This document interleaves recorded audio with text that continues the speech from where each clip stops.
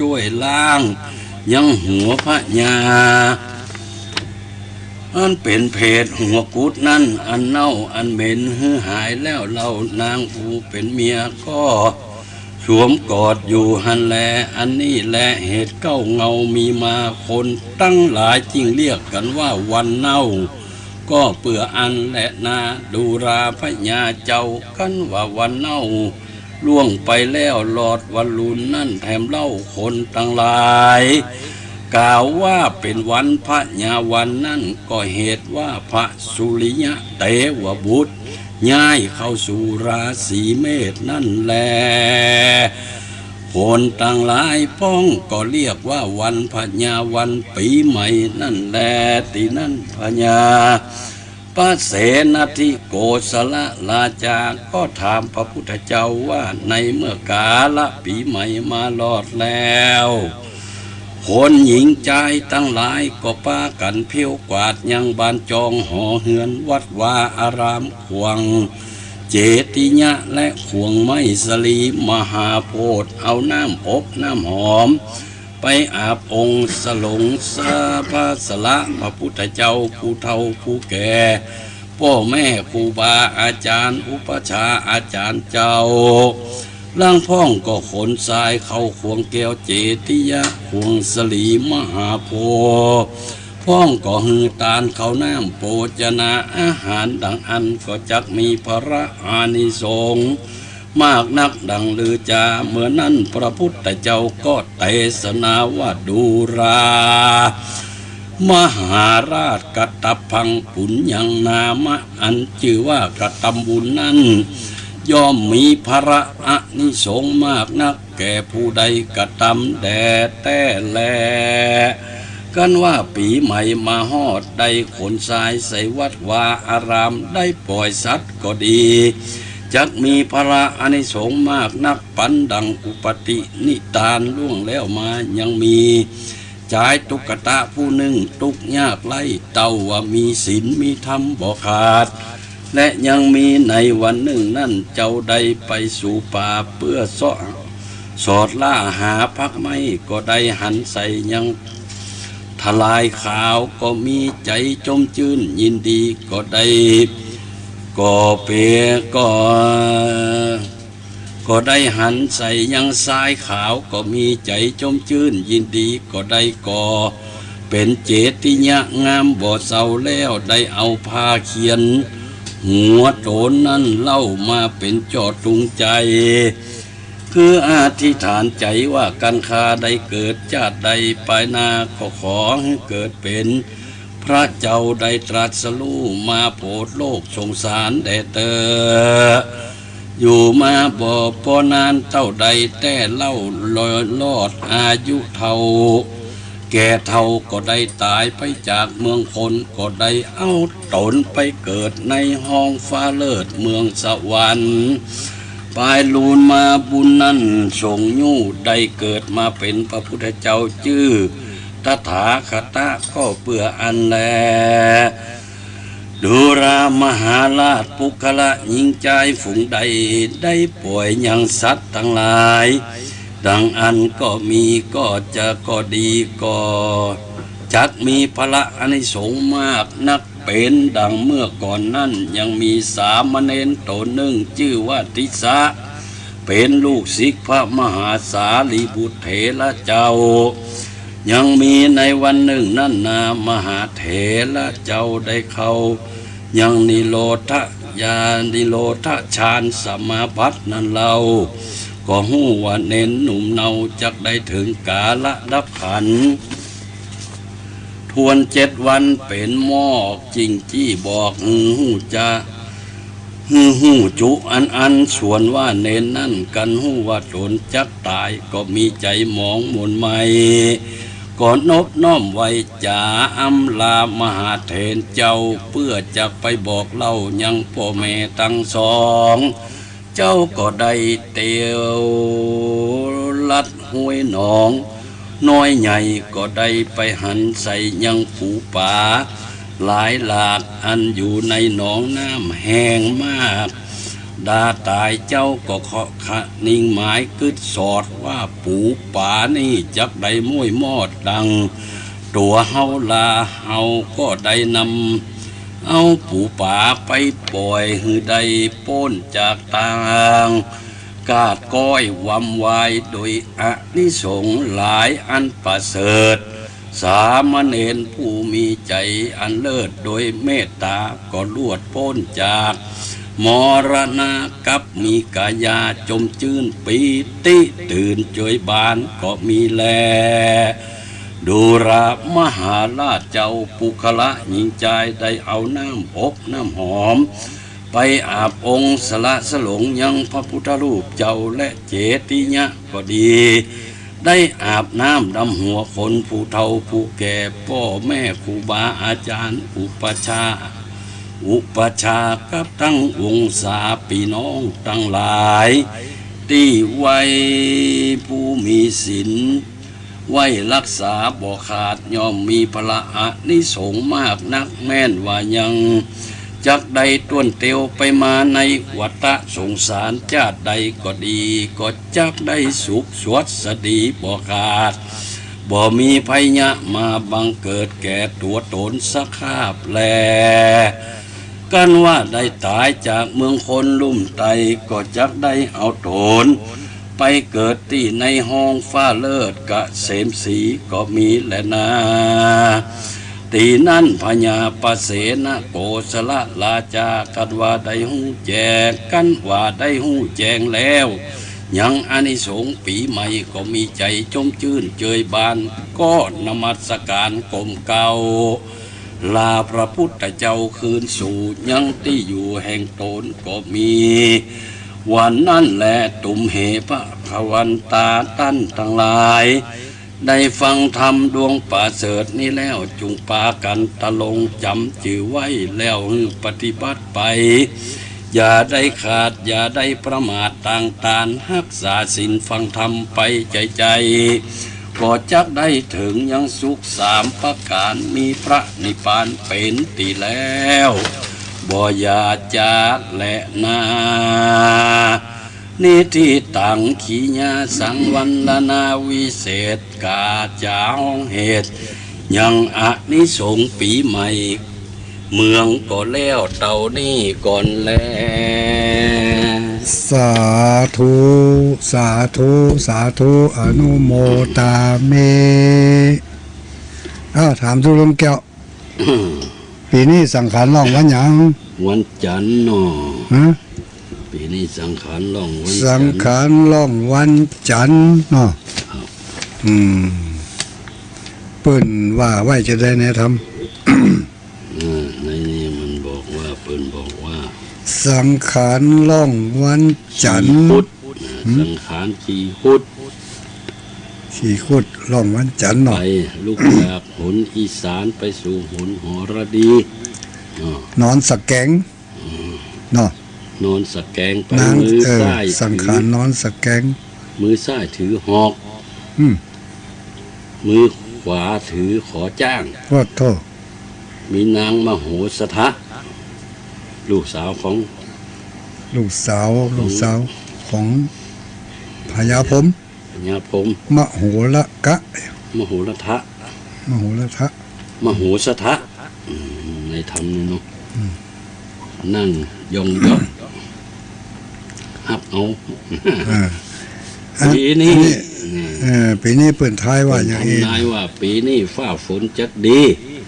ฝนจักเป็นพญาตโลกากันมากนักนั่นเป็นพญาตแสดงว่าพญาตนี่จะจักยาวมาเนาะจักยาวมาเป็นพญาตนี่ทำนี่มันมีก่อนเนาะเป็นทำนายไว้ก่อนนั่นเนี่ยปีนี้จะมีพญาตจักได้ยินเสียงจะได้ยินเสียงฟ้าเสียงฝนเดือน7ขึ้น15ค่ำไปถึงเดือน8ขึ้น15ค่ำฝนจะเริ่มตกตลอดฤดูกาลนะจะดีปีนี้คนจะโตตลอดฤดูกาลโจรผู้ร้ายจักมากเข้าของจักแปลง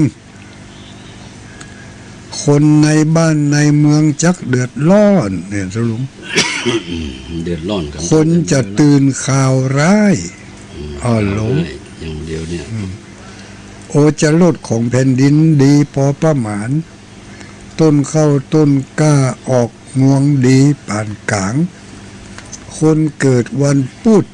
จะมีโจกอ๋อแต่ต้องทำบุญด้วยนะมันจะว่าข้าเกิดวันพุธแล้วข้าถึงมีโจก บางทีอาจจะเป็นลาภเรียกว่าทุกขลาภก็ได้นะแม่เนาะถ้าบ่มีการทำบุญเบียงมันน่ะ ต้องเบน ต้อง ต้อง เบน เบี่ยงเบน ต้องเบี่ยงเบนคือเขาโจกนี่มันจะอาจจะมาถึงสองฝ่ายอ่ะโจกดีโจกให้แต่ถ้าหากว่าเขาทำบุญสุทานเขาก็จะได้รับโจกดี เบี่ยงเบน คนเกิดวันพฤหัสจะมีข้อใหญ่ อันนี้ก็เหมือนกัน ต้องระวัง ข้อดีข้อให้ ข้อดีข้อให้ ข้อดีข้อให้คือข้อหรือว่าโจกนี่คือสิ่งที่เกิดขึ้นเนาะ คือสิ่ง คือที่เกิดขึ้นอุบัติขึ้น อุบัติขึ้น ฮือปูจามหาธาตุเจ้าเจดีย์และสลงน้ำพระพุทธรูปเอาไม้ไปกั้มไม้สลีเหียก็จะพ้นจากเคราะห์ตั้งมวลแล พักกลุ่มนะพักกลุ่ม พักกุม กลุ่มเป็นไงแกไม่ทั้งหลาย พักกุมเป็นยาแก่ไม้กะ ขวัญเข้าอยู่ไม่เดือ ผมก็ยังไม่เดือ ไปตัดไม่เดือเนอะพักกลุ่มไว้ไปตัดมันเนอะ ไม่ได้กินหรอกอัน กินได้ก็เป็นยามใช่ไหม เป็นยากะแต่เดี๋ยวผมได้กินนะก็ไอ้ คนเกิดวันพฤหัสจักมีเคราะห์คนเกิดวันพุธจักมีโจกใหญ่น้ำหัว ดำหัวฮือบินหน้าไปทางใด เดี๋ยวนะ ดำหัววัดว่าอารามฮือบินหน้าไปทาง โจก ปืน ใหญ่ ปืนฮือเว้น ของขาวของแดงจักแป้งของเขียวจักถูกดำหัววายหน้าไปหนวันตกจ้วยไต ช่วยใจ วันตก เว้น ไต เว้นบ่ฮือบินหน้าไปทางทิศตะวันออกแจ้งใต้ จักอยู่ดีมีสุขแล อ๋อปีนี้ตุลุงเฮ้ยในธรรมนั่นเป็นว่าไม่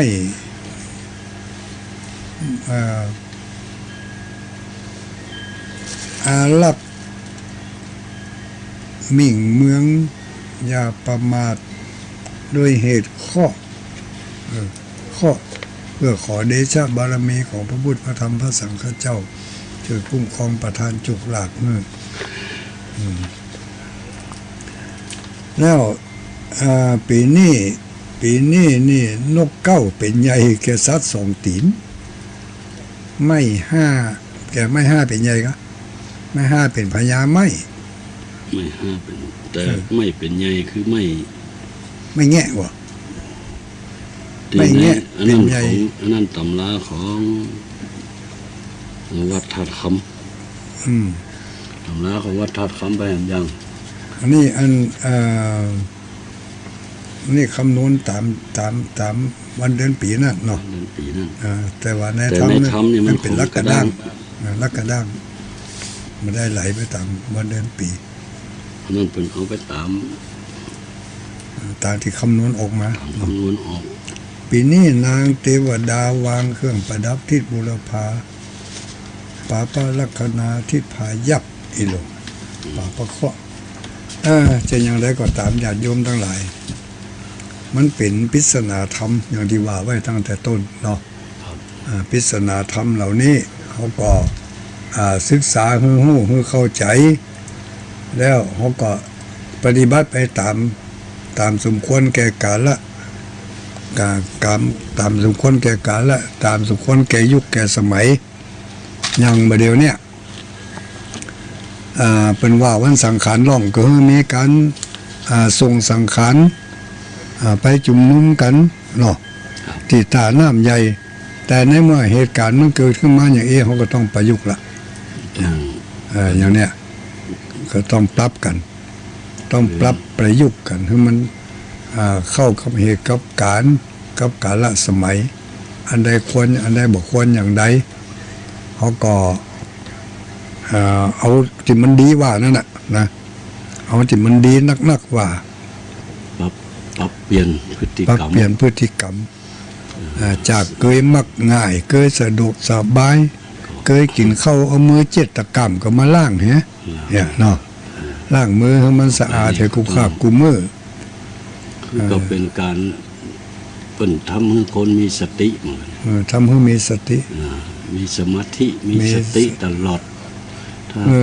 ระมัดระวังตลอด ระวังตลอด ถึงแม้ว่าเหตุการณ์นี้มันจะผ่านไปก็ควรจะทำอย่างนี้ตลอด เพราะมันอาจจะเป็นวิสัยติดตัวไปเลย เพื่อทำเป็นนิสัย ปฏิบัติมาเป็นเดือนเนี่ย ย่าม ไป เลยนะ ถึงกาลเวลาแล้วมันบ่ได้ยังล้างมือเนาะ มันบ่ได้ล้างมันก็ตึงคันอยู่ฮะนะ มันต้องก้มใจไว้หรอก กล่อมใจอยู่ฮะ ตะงิดเขาจะกินข้าวเนี่ยเขาบ่ได้ล้างมือเนี่ยค่ะ ตะกิดตะงิดไว้เนาะไม่ได้ล่างแล้วก็หายสงสัยก็ต้องได้ไปล่างอยู่เนี่ย บ่ได้ล้างมือนึกบ่เคยกินหรอก มันต้องเหมือนกินมันต้องหมดแล้วหรอก ดึงม่วนล่ะ นั่นนี่ก็เป็นพฤติกรรมที่ต้องปรับเปลี่ยน เรียกว่าวิกฤตเป็นโอกาส เพื่อวิกฤตเป็นโอกาส พลิกวิกฤตให้เป็นโอกาส เอาเหตุการณ์ที่มันบดี พอดี มา นั่น ปรับตัวปรับใจปรับพฤติกรรมให้มันดีขึ้น มันดีขึ้น การขนทรายใส่วัด ก็มีเหมือนเดิมก็ได้ อย่างวันผูกเนี่ยนะ มันก็มีได้อยู่ ได้อยู่ แต่จะไปชุมนุม จะไปเอามันจะไปเป็นหมู่เป็นจุ่มให้มันนัก ถือว่าเป็นโอกาสของเฮามันก็เป็นโอกาสที่ดีว่า เออ ทีนี้เฮาจะบ่ได้หันคนกินเหล้าเมายาบ่ต้องซ่องแซงกิน 7 วันอันตรายหายไป วันอันตรายก็หายไป เออ ไปด่าคนนั่นต่อยคนนี่ด่าคนนั่น ห้ามขายเหล้าตั้งแต่วันที่11ที่12 ห้ามขายเหล้ากัน ก็บางคนมันลงในไลน์มาฮะถ้าบักขายให้ยืมเอาอีกอะ อยู่ ตุลุงแก้ว ครับ คนโบราณเปิ่นจะยะอย่างเปิ่นมีกรรมด้วยนะ มี คนซ้ายใส่วัดก็มีกรรมเนอะ มีครับ มีกรรมเอาสั้นๆเนอะญาติโยมทั้งหลาย เอาสั้นๆกรรมคนซ้ายใส่วัด มันบางที่ก็มียาวนะแต่มีแห่มตำราหนึ่งว่า ไปอธิษฐานเอา อธิษฐานว่าสั้นๆว่าตัวเองว่าอย่างนี้นะอะโหวะตะเมวาลุกังติละตะนานังสภาป่าปังวินัสสันตุอันนี้สั้นๆอะโหวะตะเมวาลุกังติละตะนานังสภาป่าปังวินัสสันตุอันนี้กำขนทรายใส่วัดอ้าวเสาะกระดาษปากกามาจดไว้ให้ก็ดีเนาะบางคนก็ถึงเกียมไว้แล้วอะโหเอาอ่างสระอะสระโอหอหีดอะโหวะตะเมอะโหวะตะเมวาลุกังวอแหวนสระอาลอลิงสระอุแล้วก็กังวาลุกังติละตะนานังสปะปะปังวินัสสันตุอันนี้จำง่ายน้อยยังแค่น้อยเนาะสปะปะปังวินัสสันตุนี่อย่างกับสปะปะปังมั้งติละตะนานังอะโหวะตะเมวาลุกังติละตะนานังสปะปะปังวินาสันตุ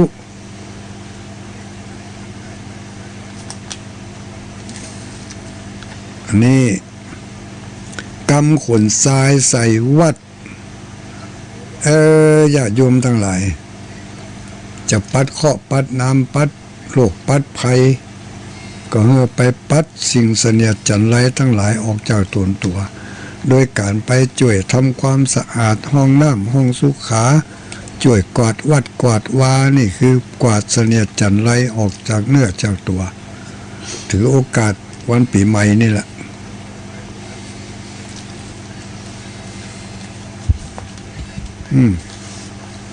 ทุกเจ้ามีอย่างจะฝากกับเปิ่นพง คนบักเก่าในเปิ่นวันจังหารล่องในเปิ่นจะทำความสะอาดลง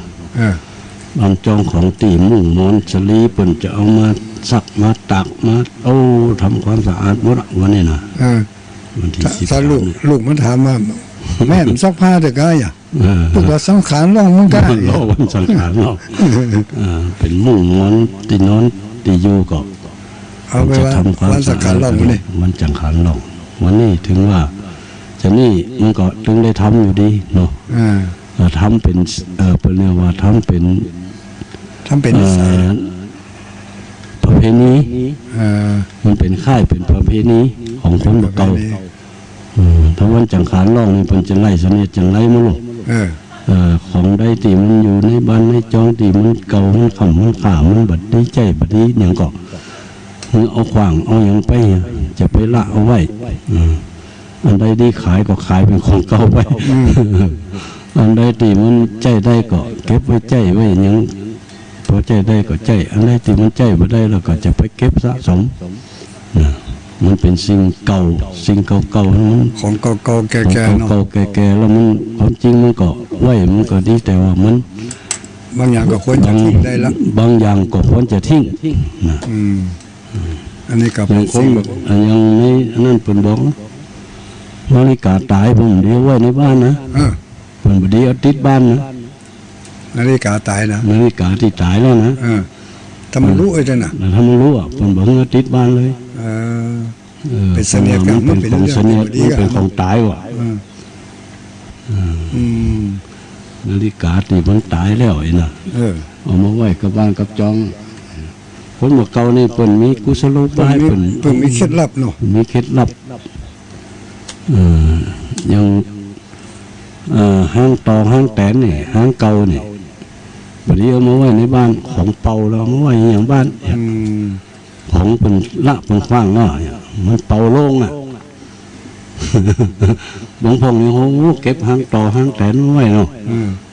ประดับประดาแต่บางคนก็ถือเคล็ดเนาะคนถือเคล็ดสลุงแก้วปีใหม่แล้วมาหอดมาตึงก็หลายอันปันเจือเนาะที่ได้นำมาเสนอคือสถาญาติโยมทั้งหลายเขามาช่วยกันขจัดปัดเคาะปัดน้ำคือสถาญาติโยมให้น้อยทุลุงเนาะไหนๆก็สถาญาติโยมเพื่อก็ได้ตั้งใจฟังหมู่เฮาทั้งหลายแล้วพระทุกเจ้าที่เปิดมาเผยแผ่ทางสถานีวิทยุทุกๆตนทุกๆองค์ก็ใครจะให้ท่านทั้งหลายมีอายุมั่นยืนยาวก็ใครจะให้ท่านทั้งหลายมีปราศจากสิ่งชั่วร้ายเลวทรามทั้งหลายที่จะมาเบียดเบียนข้ามขาลาวีก็ให้มาลายหายสูญไปก็คืนนี้ก็จะขอตั้งจิตอธิษฐานญาติโยมทั้งหลายลำลึกนึกถึงเอาพุทธคุณธรรมคุณสังฆคุณมาเป็นสรณะเป็นที่จั่งที่ปึ่งแล้วก็มีจะได้สวดกำจัดสวดขจัดปัดเป่าโรคภัยไข้เจ็บที่เรียกว่ารัตนสูตรนะเหื่อห่มเหื่อหายไปนี่ก็จะได้เอามาสวดรัตนสูตรให้ญาติโยมเห็นหน่อยเนาะเพื่อว่าจะได้เป็นกำลังอกกำลังใจสถาญาติโยมที่จะโทรมาต่อนี้ฟังเตือนตั้งอกตั้งใจมาฟังรัตนสูตรถึงแม้ว่าบ่ได้สวดโต้ยแต่ก็เป็นอย่างนะฟังตั้งอกตั้งใจฟังจะมีรัตนสูตรที่ป้องกันภัยกำจัดโรคภัยไข้เจ็บโรคหาทั้งหลายแลเหล่านี้คือระงับหายไปแล้วพร้อมกันนั่นก็จะได้สวดโพชังกะตั้ง7เนาะคือศรัทธาญาติโยมหายป่วยหายไข้หายพยาธิอาพาธต่างๆบ่ได้มาเบียดเบียนผีจะย่อเอาศรัทธาญาติโยมทั้งหลายส่งคนถึงทุลุงแก้วก็จะได้ช่วยกันสวดยังรัตนสูตรรัตนสูตร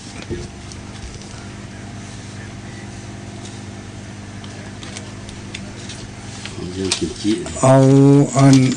เขาจะสวดรัตนสูตรจบเลยตุลุงแก้วจบให้เป็นฮะเนาะรัตนสูตรบท